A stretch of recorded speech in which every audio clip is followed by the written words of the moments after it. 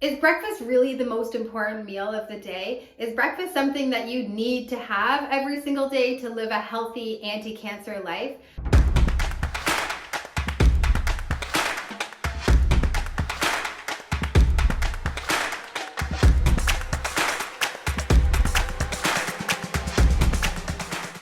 My name is Dr. Lori, and I want to go through the top 3 things that you need to know when considering if breakfast is really that important for your cancer care. You know, growing up, I was always raised that this is the most important meal of the day. I would have a bowl of cereal, and if there's a little bit of milk left, I'd add more cereal. I would have oatmeal, and then even a third meal, part of this breakfast was a protein shake with all of the nutrients from protein powder, there's greens in there, there's oatmeal, there was everything that you can imagine in this protein shake. So is that really necessary? Do I need to have so many calories to start off my day? And I remember when I was younger too, I would often crave more carbs right after that. So I would go to school and I would go to the vending machine. My mom didn't know this, but I would get chips, or I would get these like hot bagels that they would serve. And I was just this big carb junkie. I remember being tired a lot, bloated a lot, and my energy was just horrible because I was so reliant on having more carbs throughout the day.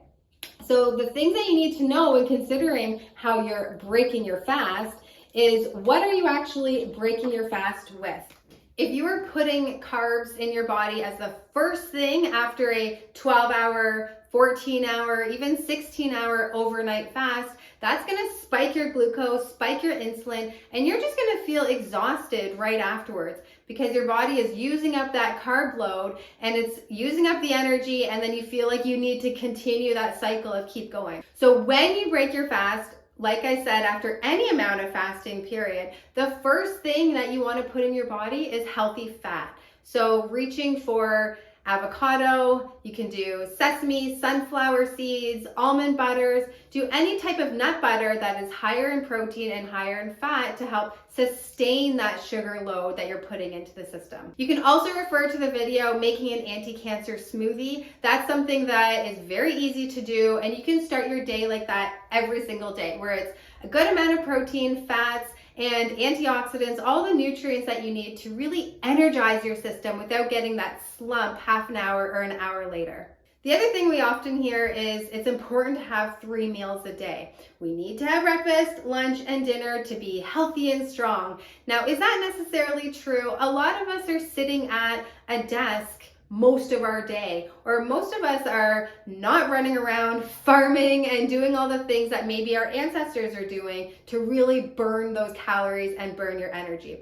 So if you have more of a sedentary lifestyle, I would say you only need 1 to 2 meals a day. We often think that we need all of the different variety of foods. That has been conditioned into us to think that we need these 3 meals a day, but really it's more important to look at what the actual meals are versus thinking that you need to constantly put food in your system. So I like to stick to 1 to 2 meals a day the days that I'm working from 9 to 5, because let's be honest, I'm sitting at my desk. I am not expending any energy whatsoever, maybe to go to the bathroom, but that's pretty much it. So I know that if I have 3 large meals in the day, I will gain weight very easily. I'll feel more puffy, more tired, more inflamed. So for my own personal health, I know sometimes just 1 meal a day, or OMAD, is the way that I feel the best. So when it comes to my breakfast, I actually have lunch as my first meal of the day. So I'm making sure that I'm packing my lunch for the day, which actually is more breakfast foods, if that makes sense. So I would put berries, I put hemp seeds, chia seeds, I would add in some maybe goat yogurt or coconut yogurt, just to have a variety of fiber and antioxidants and protein just to start off my day. Too often we are not listening to our gut and our intuition as far as fueling our body properly. We just think, oh, it's lunchtime, we need to go have lunch now. Oh, I haven't had dinner yet, I need to go eat dinner. But if you're working really late, the worst thing that you could do is have a meal at 8 or 9 p.m. thinking, oh, I need to have my dinner, and then you go to bed an hour later. Your body has to use all that energy to digest, and it's not going to go towards healing and rejuvenating overnight. So to cram in meals just out of habit and feeling like you have to is not the way that I would go forward. I would listen to my system and say, do I actually feel hungry? If I don't feel that hunger and I don't feel that I need the fuel, I will skip the meal entirely. If you have any type of hormone imbalance, which means adrenal fatigue, lengthy periods, hot flashes, post-menopause, whether it's chemo-induced or naturally, then having breakfast may be something that would benefit you. So remember, fasting for too long can be a major stressor on the system. So when I say too long, that's the 16-hour, 18-hour, and your body may actually become more stressed out and affect your hormones in a negative way. So for you, waking up first thing in the morning, breaking the fast after 13 hours, 12 hours, would be a very beneficial thing for your hormones to replace and regenerate. So you think about that, if you're actually stressed out, your cortisol is high, adrenals are going, that's going to affect your sex hormones and how you produce progesterone and estrogen. And if you're fasting for a period of time and skipping breakfast, that's more stress and can really wreak havoc on your hormones. So breaking the fast at, let's say, the 13-hour mark, having breakfast, and then finishing eating early by 5 or 6 p.m.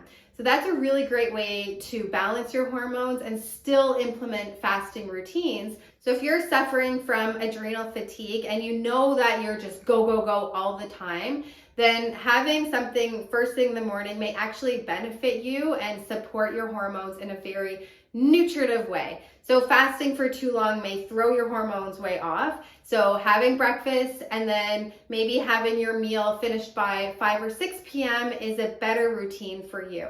So it's very individualized whether you should have breakfast or not, but it's really important to break the fast with something that's not going to spike your blood sugar and it's not going to make you feel exhausted. If you feel that you are skipping breakfast and by 12 o'clock you're anxious and feeling just completely crappy, then you have to listen to your body and start eating sooner. And that's something that you can listen to your own intuition and feel what is best for you, because not everybody should follow the same eating routines. Not everyone should start eating by 12 or 1 p.m. We all have different lifestyles and routines, and I highly recommend listening to your intuition there, breaking the fast with nutritive foods, and not overstimulating your body or stressing your system out, which could lead to so many other health issues. So having breakfast in the healthy way and having regular meals if you're hungry. If you're not, then skip it. Don't feel guilty about that and allow your body to rest and rejuvenate.